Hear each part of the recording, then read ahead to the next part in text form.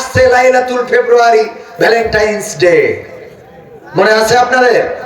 যুবকেরা সিদ্ধান্ত নিতে হবে, এই দিন কোনো অশ্লীলতা নয়, এই দিন কোনো বেহায়াপনা নয়, নিজে তো করবই না, বরং এইগুলো যারা করে তাদেরকে দুটি হাত দিয়ে বাধা দিতে হবে।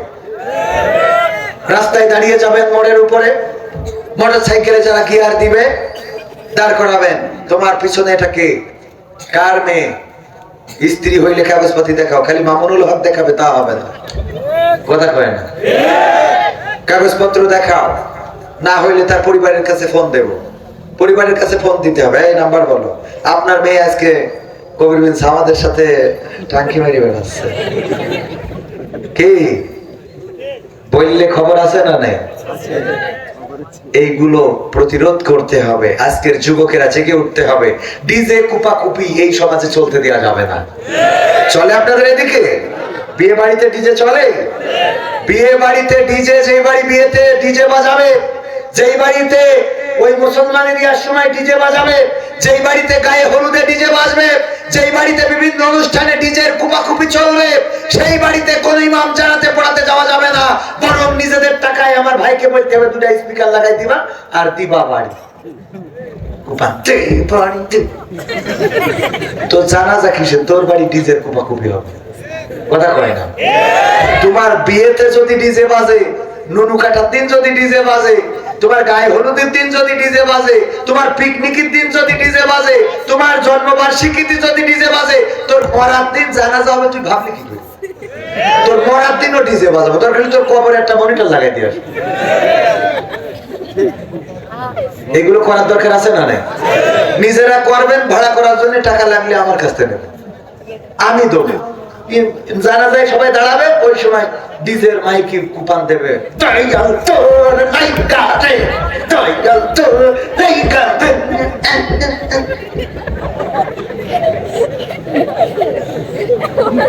দরকার আছে না? যেমন কুকুর তেমন মারা যাওয়ার পরে বলে বিসমিল্লাহি ওয়া আলা মিল্লাতি রাসূলিল্লাহ, বলে না? বলে না? আপনি যারে রাসূলের দলে তুলালেন, সারা জীবন রাসূলের বিরুদ্ধে দল করেছে, সারাটা জীবন রাসূলের আদর্শের দল যারা করেছে তাদের নামে মামলা দিয়েছে, হামলা করেছে, জেলে ভরেছে, ফাঁসিতে ঝুলিয়েছে, আর মারা যাওয়ার পরে আপনি বলেন বিসমিল্লাহি ওয়া আলা মিল্লাতি রাসূলিল্লাহ। আপনার মতো মহা প্রতারক আর এই জমিনের উপরে আসমানের নিচে একটাও নাই, বলেন ঠিক না? আর আল্লাহর রাসূলও এই মরা লাশটারে কাঁধে নেবে, আপনি কি পেয়েছেন? পাগল? নাউজুবিল্লাহ, রাসূল কি পাগল? সারা জীবন দাড়ি, আল্লাহ দেখলি ওর, আমাদের দাড়ি ওর চুল খায়, আছে না? হুজুর দেখলি, হুজুররা দেশটা শেষ করলো, কে হুজুররা কি করি?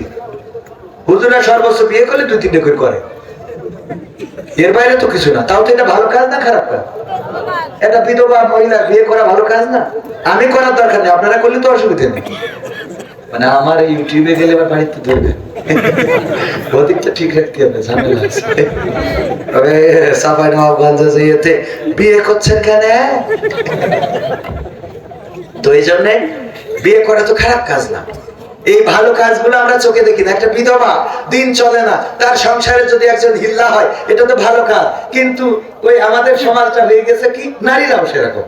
যদি কবির বিন সামাদ একটা বিয়ে করে, বউ কান্নাকাটি, তুমি বিয়ে করলে, তুমি যদি কারণ নিয়ে এক রাত করবি থেকে আসতে, তাহলে দুঃখ করতাম না।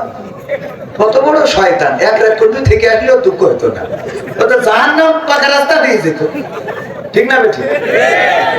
জেনা করলে তার শাস্তি কি? মাজা পর্যন্ত গাড়ি দিয়ে কুপাকুপি, ঠিক না বেঠিক? তার মানে ও এক রাত থেকে এসে আমি কুপাকুপি খেয়েতে কবরে যাই, ওতে খুশি। বিয়ে করি যে হালাল করি, ভালো কাজ করলাম, এতে ওর ভালো লাগে না। এরম আছে না? ভালো জিনিসটা বোঝেন। বিয়ে করলি, যদি কেউ একাধিক বিয়ে করে, উপকার কি?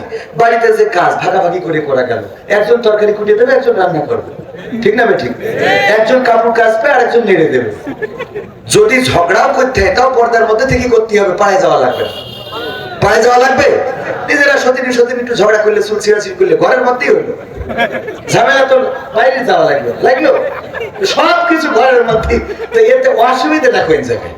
আমার এক বন্ধু বলতেছে, দোস্ত স্বপ্ন ছিল বিয়ে দুটো করবো, স্বপ্নে দেখ মানে এটা আশা ছিল যে দুটো বিয়ে করবো, একদিন স্বপ্নে দেখি দুটো বিয়ে ঠিকই করেছি। একজন আমার হাত মোড়াতে পিছনতে ধরে রেখেছে আর একজন বাড়িতে কুপান শুরু করে দিয়েছে। দুইজনের খেদমত করা তো দূরের কথা, আশা ছিল যে একজন রাগ করে চলে গেলে আর একজন যেন তার শীতকালে কম্বল গরম করার জন্য থাকে। কি আর কম্বল গরম করা, একজন ধরে রেখে আর একজন মাইতেছে।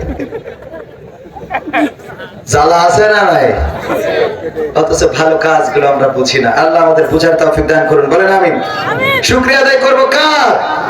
বলেন আলহামদুলিল্লাহ, যে আল্লাহ আমাদের এত সুন্দর একটা দেশ এনে দিলেন, সমাজ এনে দিলেন।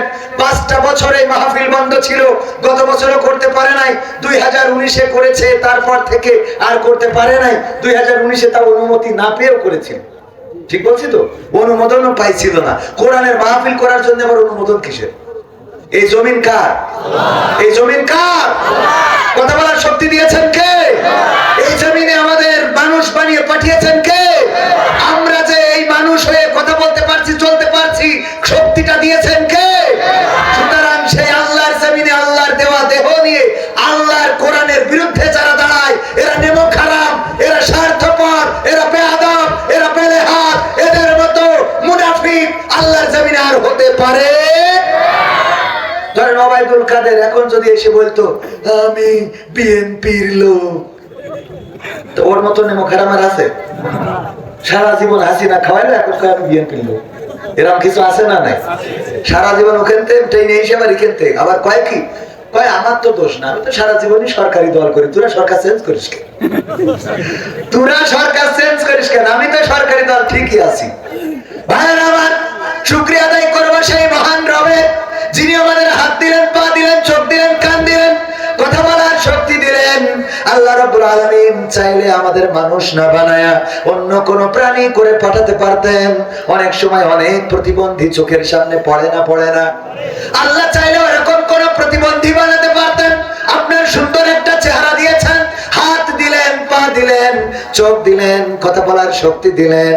আল্লাহ রাব্বুল আলামিন সব দিয়েছেন, কিন্তু কথা বলার শক্তিটা যদি না দিতেন, আমি কবির বিন সামাদ আমারে টাকা দিয়ে কেন বিনা পয়সায়ও যদি এসে বলতাম ওয়াজ করবো, আমারে মাইক্রোফোন দিতেন। কথা কেন মাইক্রোফোন দিতেন?